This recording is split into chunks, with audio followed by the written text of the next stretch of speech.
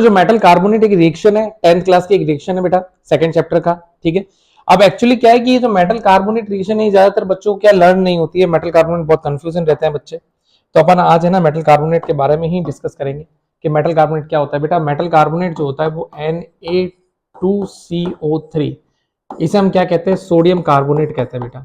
Sodium हमारे पास क्या आ गया, मेटल आ गया, यानी एल्कली मेटल हो गया, और ये हमारे पास कार्बोनेट हो गया बेटा। अब क्या है कि ये Na2 और ये CO3 यानी ये मेटल और ये कार्बोनेट प्लस रिएक्ट करवाया 2HCl से। 2HCl क्यों बेटा, क्योंकि दो सोडियम जो है हमारे पास, ये जो दो सोडियम है ना, इनको दो क्लोरीन चाहिए होते हैं बेटा, इसलिए आगे 2 लगा दिए, बैलेंस कर दिए हमने, ठीक है ना। ये रिएक्टेंट है।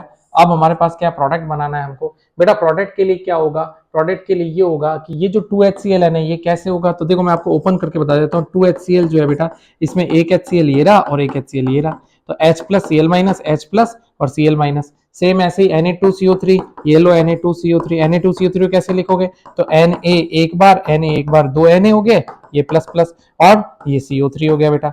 तो आप ये जानते हो बेटा अच्छी तरीके से, पिछली बार में मैंने बताया था कि H2CO3 जो है किससे मिलके बनता है, तो H2CO3 जो है वो H2O प्लस CO2 से मिलके बनता है। तो बेटा हमारे पास क्या हुआ, हमारे पास ये जो दो Cl है, ये दो Cl और दो Na मिलके तो क्या बना लिया, 2NaCl।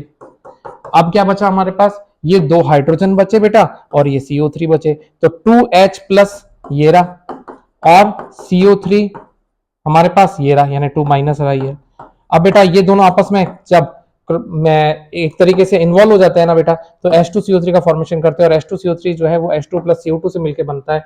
तो इन दोनों से मिलकर H2CO3 बना और H2CO3 H2 प्लस CO2, तुम यहाँ लिख दो H2O प्लस CO2। ये बेसिक फॉर्म है बेटा, ज्यादातर बच्चों का कंफ्यूजन रहता है और यही कंफ्यूजन जो हमें क्लियर करना होता है।